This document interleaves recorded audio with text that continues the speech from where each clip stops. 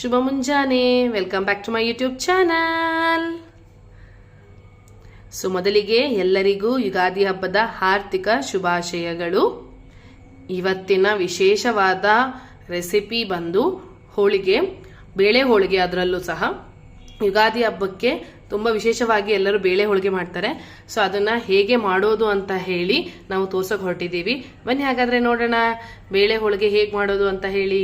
ಬೇಳೆ ಹೋಳಿಗೆ ಮಾಡೋದಕ್ಕೆ ಬೇಕಾಗಿರುವ ಸಾಮಗ್ರಿಗಳು: ತೊಗರಿ ಬೇಳೆ 3/4 ಕಪ್ ಅಷ್ಟು ತಗೊಂಡಿದ್ದೀವಿ. ಮತ್ತೆ ಚಿರೋಟಿ ರವೆ 1ರಿಂದ ಅರ್ಧ 3/4 ಕಪ್ ಅಷ್ಟು ಚಿರೋಟಿ ರವೆ ತಗೊಂಡಿದ್ದೀವಿ. 1 ಕಪ್ ಅಷ್ಟು ಬೆಲ್ಲ, 3/4 ಕಪ್ ತೊಗರಿ ಬೇಳೆಗೆ 1 ಕಪ್ ಅಷ್ಟು ಬೆಲ್ಲ, 1/4 ಕಪ್ ಅಷ್ಟು ಎಕ್ಸ್ಟ್ರಾ ಬೆಲ್ಲ ತಗೋಬೇಕು. ಸ್ವೀಟ್ ಕಮ್ಮಿ ತಿನ್ನೋರು ಇನ್ನು ಸ್ವಲ್ಪ ಸ್ವೀಟ್ ಕಮ್ಮಿ ಬೇಕಾದ್ರೆ ಹಾಕೋಬಹುದು. ಕಾಯಿ ಸ್ವಲ್ಪ, ಎಣ್ಣೆ ಬಂದು ಇದಕ್ಕೆ ಕನಕಕ್ಕೆ ಇರ್ಬೋದು ಅಥವಾ ನಮಗೆ ಒಬ್ಬಟ್ಟು ಬೇಯಿಸ್ಕೊಳ್ಳೋಕ್ಕೂ ಎಣ್ಣೆ ಬೇಕು. ಸ್ವಲ್ಪ ಏಲಕ್ಕಿ ಪುಡಿ, ಸ್ವಲ್ಪ ಅರಿಶಿನ, ಉಪ್ಪು ಸ್ವಲ್ಪ. ಬನ್ನಿ ಹಾಗಾದ್ರೆ ನೋಡೋಣ ಹೇಗೆ ಬೇಳೆ ಹೋಳಿಗೆ ಮಾಡೋದು ಅಂತ. ಈಗ ಮೊದಲಿಗೆ ಒಬ್ಬಟ್ಟು ಮಾಡೋದಕ್ಕೆ ಕನಕ ಮಾಡ್ಕೋಬೇಕು. ಸೊ ಅದಕ್ಕೆ ನಾವಿಲ್ಲಿ ಯೂಸ್ ಮಾಡ್ತಾ ಇರೋದು ಚಿರೋಟಿ ರವೆ. ಮೈದಾನು ಯೂಸ್ ಮಾಡ್ತಾರೆ ಸುಮಾರು ಜನ, ಬಟ್ ಚಿರೋಟಿ ರವೆಯಲ್ಲಿ ಹೇಗೆ ಕನಕ ಮಾಡೋದು ಅಂತ ತೋರಿಸ್ತಾ ಇದೀವಿ. ಈಗ 1 ಕಪ್ ಚಿರೋಟಿ ರವೆನ ಮಿಕ್ಸಿ ಜಾರ್ಗೆ ಹಾಕೊಳ್ಳೋಣ. ಸ್ವಲ್ಪ ಉಪ್ಪು ಹಾಕೊಳ್ಳೋಣ. ಇದಕ್ಕೆ ಸ್ವಲ್ಪ ಅರಿಶಿನ. ಒಬ್ಬಟ್ಟಿಂದು ಕನಕ ಮಾಡೋದ್ರಿಂದ ಸ್ವಲ್ಪ ಅರಿಶಿನ ಹಾಕೊಳ್ಳೋಣ. ಈಗ ನಮಗೆ 1ರಿಂದ 2 ಟೇಬಲ್ ಸ್ಪೂನ್ ಅಷ್ಟು ಎಣ್ಣೆ ಹಾಕೋಬೇಕು. ಮತ್ತು ಸ್ವಲ್ಪ ನೀರು ಹಾಕ್ಕೊಂಡು ರುಬ್ಕೊಳ್ಳೋಣ. ಬನ್ನಿ ಹಾಗಾದ್ರೆ ರುಬ್ಕೊಳ್ಳೋಣ. ಮಿಕ್ಸಿ ಜಾರ್ನ ಸ್ವಲ್ಪ ಎಣ್ಣೆ ಹಾಕ್ಕೊಂಡು ಸ್ವಲ್ಪ ನೀರು ಹಾಕ್ಕೊಂಡು ರುಬ್ಕೋಬೇಕು. ನೋಡಿದ್ರಲ್ಲ, ರುಬ್ಕೊಂಡ್ಮೇಲೆ ನಮಗೆ ಈ ಥರ ಟೆಕ್ಸ್ಚರ್ ಬರುತ್ತೆ. ನೀಟಾಗಿ ಚೆನ್ನಾಗಿ ಸ್ವಲ್ಪ ಎಣ್ಣೆ ಜಾಸ್ತಿ ಹಾಕೋಬೇಕು, ಸ್ವಲ್ಪ ನೀರು ಹಾಕ್ಕೊಂಡ್ರೆ ಈ ಥರ ಕನಕದ ಟೆಕ್ಸ್ಚರ್ ಬರುತ್ತೆ ನಮಗೆ. ಸೊ ಇದನ್ನು ನಾವೀಗ 10ರಿಂದ 15 ನಿಮಿಷ ಇಲ್ಲ ಒಂದು ಅರ್ಧ ಗಂಟೆ ಅಷ್ಟು ನೆನೆಗೆ ಬಿಡಬೇಕು. ಅಷ್ಟರಲ್ಲಿ ನಾವೀಗ ಬೇಳೆನ ಬೇಯಿಸ್ಕೊಳಕ್ಕೆ ಇಟ್ಕೊಳ್ಳೋಣ. ಈಗ ಒಂದು ಬಾಂಡ್ಲಿ ಅಥವಾ ಒಂದು ಪ್ಯಾನ್ ಯಾವ್ದನ್ನ ಇಟ್ಕೋಬೋದು. ನೀವು ಸ್ವೀಟ್ ಮಾಡೋದಕ್ಕೆ ಅದಕ್ಕೂ ಅದು ಇಟ್ಕೋಬೋದು. ಅದಕ್ಕೆ ನಾವು ನೀರು ಹಾಕೊಳ್ಳೋಣ. ಮೊದಲಿಗೆ ಬೇಳೆ ಬೇಯೋಷ್ಟು ಸ್ವಲ್ಪ ನೀರು ಹಾಕೋಬೇಕು. ಈಗ ನೀರು ಚೆನ್ನಾಗಿ ಕುದಿಬೇಕು. ಕುದ್ಮೇಲೆ ಇದಕ್ಕೆ ಬೇಳೆ ಹಾಕೊಳ್ಳೋಣ. ಇವಾಗ ನೀರು ಚೆನ್ನಾಗಿ ಕುದಿಯಕ್ಕೆ ಬಂದಿದೆ. ಸೊ ಈಗ 3/4 ಕಪ್ ಅಷ್ಟು ಬೇಳೆ ಇಟ್ಕೊಂಡಿದ್ದು ತೊಗರಿ ಬೇಳೆ, ಅದನ್ನ ಇದಕ್ಕೆ ಹಾಕೊಳ್ಳೋಣ. ಈಗ ಬೇಳೆ ಚೆನ್ನಾಗಿ ಬೇಯಬೇಕು. ಸ್ವಲ್ಪ ನೋಡಿದ್ರಲ್ಲ, ಬೇಳೆ ಚೆನ್ನಾಗಿ ಬೇಯ್ತಾ ಬಂದಿದೆ. ಈ ಥರ ಚೆನ್ನಾಗಿ ಕುದಿತಾ ಇರುತ್ತೆ. ಅವಾಗ ಬೇಳೆನ ಸ್ವಲ್ಪ ನೋಡಬೇಕು ಬೆಂದಿದೆಯಾ ಅಂತ. 3/4 ಬೇಯಿಸ್ಕೋಬೇಕು ಬೇಳೆನ. ಇದೊಂದು ಸ್ವಲ್ಪ ಬೇಯಬೇಕು. ಅಷ್ಟರಲ್ಲಿ ನಾವೀಗ ಬೆಲ್ಲದ ಪಾಕ ಮಾಡ್ಕೊಳ್ಳೋಣ. ಈ ಥರ ಬೆಲ್ಲದ ಪಾಕ ಮಾಡೋಕ್ಕೆ ಒಂದು ಪ್ಯಾನ್ ತೊಗೊಂಡು ಅದಕ್ಕೆ ಸ್ವಲ್ಪ ನೀರು ಹಾಕೋಬೇಕು. ಮತ್ತು ನಾವು 3/4 ಕಪ್ ಬೇಳೆಗೆ 1 ಕಪ್ ಅಷ್ಟು ಬೆಲ್ಲ ಇಟ್ಕೊಂಡಿದ್ದೀವಿ. ಆ 1 ಕಪ್ ಅಷ್ಟು ಬೆಲ್ಲನ ಇದಕ್ಕೆ ಹಾಕೋಬೇಕು. ಬೆಲ್ಲ ನೀಟಾಗಿ ಕರಗಬೇಕು. ಕರೆದು ಶೋಧಿಸ್ಕೋಬೇಕು. ಅದ್ರಲ್ಲಿ ಏನಾದ್ರು ಗಲೀಜು ಆ ಥರ ಇದ್ದರೆ ಅದಕ್ಕೋಸ್ಕರ ಒಂದ್ಸತಿ ಶೋಧಿಸ್ಕೋಬೇಕು ಬೆಲ್ಲ. ಈಗ ಇದು ಬೇಳೆ ಬೆಂದಿದೆ. ಸೊ ಇದನ್ನ ನೀರನ್ನ ಬಸ್ಕೊಳ್ಳೋಣ. ಈಗ ಈ ಥರ ಬೇಳೆನ ಶೋಧಿಸ್ಕೋಬೇಕು. ಈಗ ಈ ಥರ ಬೇಳೆನ ಶೋಧಿಸಿಟ್ಕೊಂಡಿದ್ದೀವಲ್ವಾ. ಸೊ ಇದು ಶೋಧಿಸ್ಕೊಂಡಿರೋ ಕಟ್ಟಿರುತ್ತಲ್ವಾ, ಆ ಕಟ್ಟಲ್ಲಿ ಹೇಗೆ ಒಬ್ಬಟ್ಟಿನ ಸಾರು ಮಾಡೋದು ಅಂತ ನಾವು ನೆಕ್ಸ್ಟ್ ವಿಡಿಯೋದಲ್ಲಿ ಹಾಕ್ತೀವಿ. ಸೊ ಅದನ್ನು ನೋಡ್ಬೋದು ನೀವು. ಎಷ್ಟೊಂದು ಜನಕ್ಕೆ ಒಬ್ಬಟ್ಟು ಮಾಡಿಬಿಟ್ಟು ಒಬ್ಬಟ್ಟಿನ ಸಾರು ಯಾರು ಯೂಶಲಿ ಮಾಡೋದಿಲ್ಲ. ಸೊ ಅದನ್ನು ಹೇಗೆ ಮಾಡ್ಬೋದು ಅಂತೇಳಿ ನಾವು ನೆಕ್ಸ್ಟ್ ವಿಡಿಯೋದಲ್ಲಿ ನೋಡೋಣ. ಈಗ ಮತ್ತೆ ನಾವೀಗ ನೋಡೋಣ, ಬೆಲ್ಲ ಇಟ್ಟಿದ್ವಲ್ಲ ಅದು ಬೆಲ್ಲ ಎಲ್ಲ ಕರಗಿದೆಯಾ ಚೆನ್ನಾಗಿ ಅಂತ ನೋಡೋಣ ಬನ್ನಿ. ಈ ಥರ ಬೆಲ್ಲ ಕರಗ್ತಾ ಇದೆ ನೀಟಾಗಿ. ಸೊ ಇದು ಬೆಲ್ಲ ಏನು ಕುದಿಬಾರ್ದು ಅಥವಾ ಗೆಜ್ಜೆ ಪಾಕ ಆ ಥರ ಪಾಕ ಗೀಕ ಏನೂ ಇಲ್ಲ. ಇದು ಇವಾಗ ಚೆನ್ನಾಗಿ ಅದು ಕರಗದ ಮೇಲೆ ಅದನ್ನು ಒಂದು ಕಡೆ ಶೋಧಿಸಿಟ್ಕೋಬೇಕು. ಈಗ ಇದನ್ನು ಶೋಧಿಸ್ಕೊಳ್ಳೋಣ ಬೆಲ್ಲನ. ಅದರಲ್ಲಿ ಸ್ವಲ್ಪ ಏನಾದ್ರು ಗಲೀಜು ಅಥವಾ ಏನಾದರೂ ಕಡ್ಡಿ ಗಿಡ್ಡಿ ಏನಾದ್ರು ಇದ್ರೂ ಸಹ ನಮಗೆ ಕ್ಲೀನಾಗಿ ಈಗ ನೋಡ್ಬೋದು ಬೆಲ್ಲದಲ್ಲಿ ಎಷ್ಟು ಗಲೀಜಿದೆ ಅಂತ. ಸೊ ಅದಕ್ಕೋಸ್ಕರ ಒಂದ್ಸರಿ ಶೋಧಿಸ್ಕೊಳ್ಳೋದು ಉತ್ತಮ. ಈಗ ಬೆಲ್ಲ ಇಟ್ಕೊಂಡಿರ್ತೀವಲ್ಲ ಅದನ್ನು ನಾವು ಬೇಳೆ ಇದು ಮಾಡ್ಕೊಂಡಿರೋ ಪಾತ್ರೆಗೆ ಹಾಕೋಬೇಕು. ಯೂಶಲಿ ಬೇಳೆ ಒಬ್ಬಟ್ಟು ಬೇಗ ಹಾಳಾಗತ್ತೆ. ಸೊ ನಾವು ಹಾಗೆ ಹಾಕ್ಬಿಟ್ರೆ ಬೇಳೆ ಒಬ್ಬಟ್ಟು ಬೇಗ ಕೆಡುತ್ತೆ. ಸೊ ಪಾಕ ಮಾಡಿ ಹಾಕಿದ್ರೆ ಸ್ವಲ್ಪ ಜಾಸ್ತಿ ದಿವಸ ಇರುತ್ತೆ. ನೋಡಿ ಈಗ ಈ ಥರ ಎಳೆ ಪಾಕ ಬಂದಿರುತ್ತೆ. ಸೊ ಇದನ್ನು ಯಾವಾಗಲೂ ನಾವು ಸಿಮ್ಮಲ್ಲಿ ಇಟ್ಕೋಬೇಕು. ಸಿಮ್ಮಲ್ಲಿ ಇಟ್ಕೊಂಡು ಈಗ ಇದಕ್ಕೆ ನಾವು ಸ್ವಲ್ಪ ಬೇಳೆ ಹಾಕೊಳ್ಳೋಣ. ನಾವು ಬೇಯಿಸಿಟ್ಕೊಂಡಿರೋಂಥ ಬೇಳೆನ ಈ ಪಾಕಕ್ಕೆ ಹಾಕೋಬೇಕು. ಆದಷ್ಟು ನೀವು ಸಿಮ್ಮು ಇಲ್ಲ ಅಂದರೆ ಮೀಡಿಯಂ ಫ್ಲೇಮಲ್ಲಿ ಮಾಡ್ಕೋಬೇಕು. ಈಗ ನಾವು ಇಟ್ಕೊಂಡಿದ್ದೀವಲ್ಲ ತೆಂಗಿನಕಾಯಿ, ಸೊ ಅದನ್ನು ಇದಕ್ಕೆ ಹಾಕೊಳ್ಳೋಣ. ಈಗ ಚೆನ್ನಾಗಿ ಅದನ್ನು ಮಿಕ್ಸ್ ಮಾಡಬೇಕು.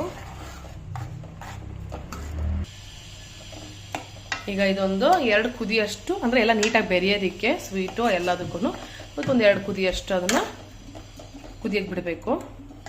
ಈಗ ನೋಡಿ ಈ ಥರ ಕುದೀತಾ ಇದೆ. ಸ್ವಲ್ಪ ನೀರಿನ ಅಂಶ ಹೋಗಬೇಕು, ಸ್ವಲ್ಪ ಪಾಕ ಗಟ್ಟಿ ಆಗಬೇಕು, ಯಾಕೆಂದರೆ ಅದನ್ನು ರುಬ್ಕೋಬೇಕಾಗುತ್ತೆ. ಅದಕ್ಕೋಸ್ಕರ ಸ್ವಲ್ಪ ನೀರಿನ ಅಂಶ ಹೋಗಲಿ. ಈಗ ನೋಡಿದ್ರಲ್ಲ, ಎಲ್ಲ ನೀರಿನ ಅಂಶ ಚೆನ್ನಾಗಿ ಹೋಗಿದೆ. ಸೊ ಈ ಹಂತದಲ್ಲಿ ನಾವು ಗ್ಯಾಸ್ ಸ್ಟವ್ ಆಫ್ ಮಾಡಬೇಕು. ಯಾಕೆಂದರೆ ಇದು ಸ್ವಲ್ಪ ಗ್ಯಾಸ್ ಸ್ಟವ್ ಆಫ್ ಮಾಡಿದ್ಮೇಲೆ ಇದು ಸ್ವಲ್ಪ ಗಟ್ಟಿ ಆಗುತ್ತೆ ಇನ್ನು. ಸೊ ಇದು ಚೆನ್ನಾಗಿ ತಣ್ಣಗಾಗಬೇಕು. ಇದು ಕಂಪ್ಲೀಟಾಗಿ ಕೂಲ್ ಆದಮೇಲೆ ನಾವಿಲ್ಲೇ ಒಂದು ಅರ್ಧ ಟೇಬಲ್ ಸ್ಪೂನ್ ಅಷ್ಟು ಏಲಕ್ಕಿ ಪುಡಿ ಹಾಕೊಳ್ಳೋಣ. ಈಗ ಚೆನ್ನಾಗಿ ಅದನ್ನು ಮಿಕ್ಸ್ ಮಾಡಬೇಕು.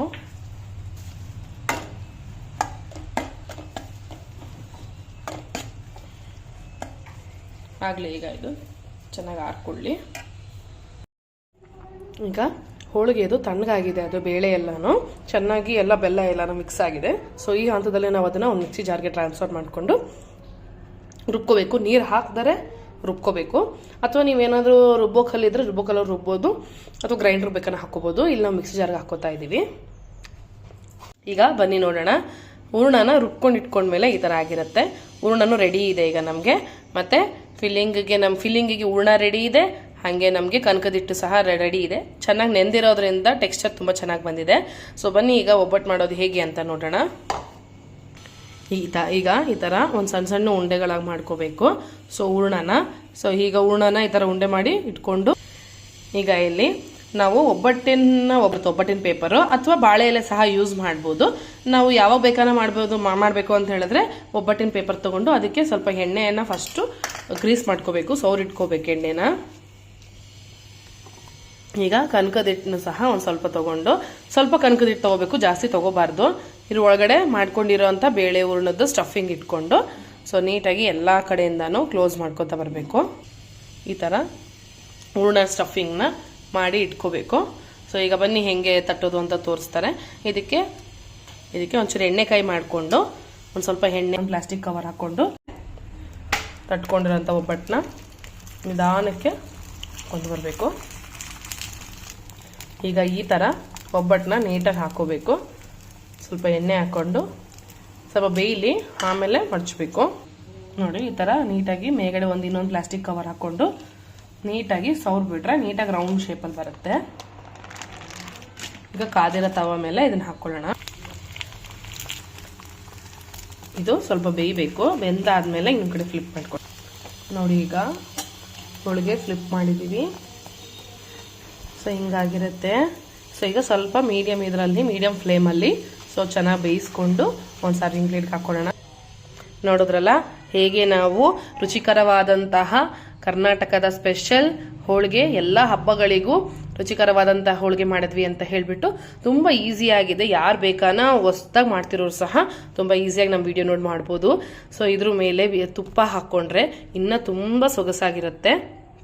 ಈಗ 1 ಸ್ಪೂನಷ್ಟು ತುಪ್ಪ ಹಾಕೋಬಹುದು. ಇಲ್ಲ ಅಂತ ಹೇಳಿದ್ರೆ ಒಬ್ಬಟ್ಟು ಜೊತೆ ಕಾಯಿ ಹಾಲು ತುಂಬಾ ಚೆನ್ನಾಗಿರುತ್ತೆ. ಇಲ್ಲಾಂದ್ರೆ ಈಗ ಮಾವಿನ ಸೀಸನ್ ಬರ್ತಿರೋದ್ರಿಂದ, ಯುಗಾದಿ ಹಬ್ಬ ಆಗಿದ್ರಿಂದ ಮಾವಿನ ಸೀಕರಣೆ ಸಹ ತುಂಬಾ ಚೆನ್ನಾಗಿರುತ್ತೆ. ನೆಕ್ಸ್ಟ್ ಇನ್ನು ಮುಂದಿನ ವಿಡಿಯೋಗಳಲ್ಲಿ ನಾವು ಮಾವಿನ ಸೀಕರಣೆ ಹೇಗೆ ಮಾಡೋದು ಅಂತ ತೋರಿಸ್ತೀವಿ. ಅದ್ರ ಜೊತೆ ಈ ಒಬ್ಬಟ್ಟನ್ನ ಸವಿತಾ ಇದ್ರೆ ಆಹಾ ತುಂಬಾ ಸೂಪರ್ ಆಗಿರುತ್ತೆ. ಇದು ನಮ್ಮ ಅಜ್ಜಿ ಅವರೆಲ್ಲಾನು ಈ ಹೋಳಿಗೆನಲ್ಲಿ ತುಪ್ಪದಲ್ಲೇ ಬೇಯಿಸ್ಕೊಂಡು ತಿಂತಾ ಇದ್ರು. ಬಟ್ ನಮ್ಗೆ ಇವಾಗೆಲ್ಲ ಡಯೆಟ್ ಅದು ಇದು ಅಂತ ಹೇಳಿ ಎಣ್ಣೆ ಹಾಕೊಂಡು ಬೇಯಿಸಿ ತುಪ್ಪದಲ್ಲಿ ಬೇಯಿಸಿ ಮಕ್ಳು ಕೊಟ್ರೆ ಇನ್ನೂ ತುಂಬಾ ಚೆನ್ನಾಗಿರುತ್ತೆ. ಈ ಸ್ವೀಟು ಅದರದ್ದೇ ಆದಂತಹ ವಿಶೇಷತೆ ಇದೆ. ಯುಗಾದಿ ಹಬ್ಬದಲ್ಲಿ ನಾವು ಎಲ್ಲರೂ ಸಹ ಕಂಪಲ್ಸರಿ ಸ್ವೀಟ್ನ ಹೋಳಿಗೆನ ಮಾಡ್ತಾರೆ. ಹೊರಗಡೆ ಹೋಗಿ ನಾವು ಹೋಟೆಲ್ಗೆ ಹೋಗಿ ತಿನ್ನೋದ್ರ ಬದಲು ನಾವು ಮನೆಯಲ್ಲೇ ರುಚಿಯಾದ ಹೋಳಿಗೆ ಮಾಡಿಕೊಂಡು ತಿನ್ಬೋದು. ಸೊ ಹಾಗಾದ್ರೆ ಬನ್ನಿ, ಈ ವಿಡಿಯೋ ಹೆಂಗೆ ಇಷ್ಟ ಆಯ್ತು ಅಂತ ಎಲ್ಲರೂ ಕಮೆಂಟ್ ಬಾಕ್ಸಲ್ಲಿ ತಿಳಿಸಿ. ಎಲ್ಲರೂ ಇನ್ನೂ ಯಾರ್ಯಾರು ಟ್ರೈ ಮಾಡಿಲ್ವೋ ದಯವಿಟ್ಟು ಹೋಳಿಗೆ ಮಾಡೋದು ಹೇಗೆ ಅಂತ ಹೇಳಿ ನಾವು ವಿಡಿಯೋ ನೋಡಿ ಟ್ರೈ ಮಾಡಿ. ಇನ್ನು ಏನಾದರೂ ನಿಮಗೆ ಇದ್ರ ಬಗ್ಗೆ ಏನಾದ್ರು ಟಿಪ್ಸ್ ಅಥವಾ ಏನಾದರೂ ಮಾಡಿದ್ಮೇಲೆ ಹೆಂಗೆ ಬಂತು ಅಂತ ಹೇಳಿ ನಮ್ಮ ಕಮೆಂಟ್ ಬಾಕ್ಸಲ್ಲಿ ತಿಳಿಸಿ ಅಂತ ಹೇಳ್ತಾ ನೆಕ್ಸ್ಟ್ ವಿಡಿಯೋದಲ್ಲಿ ಸಿಗೋಣ. Until then see you, bye bye, take care. ನಮ್ಮ ಚಾನಲ್ಸ್ನ ಹೀಗೆ ಸಪೋರ್ಟ್ ಮಾಡ್ತಾ ಇರಿ. ಹಂಗೆ ಯಾರ್ಯಾರು ಸಬ್ಸ್ಕ್ರೈಬ್ ಮಾಡಿ, ಫ್ಯಾಮಿಲಿ ಫ್ರೆಂಡ್ಸ್ ಜೊತೆ ಶೇರ್ ಮಾಡಿ ಅಂತ ಹೇಳ್ತಾ ಬಾಯ್ ಬಾಯ್. ಎಲ್ಲರಿಗೂ ಯುಗಾದಿ ಹಬ್ಬದ ಹಾರ್ದಿಕ ಶುಭಾಶಯಗಳು. ಎಲ್ಲರ ಬಾಳಲ್ಲೂ ಸಹ ಈ ಒಬ್ಬಟ್ಟಿನಷ್ಟೇ ಸಿಹಿ ಆಗಲಿ ಅಂತ ಹೇಳ್ತಾ ಸೈನಿಂಗ್ ಆಫ್. ಬಾಯ್.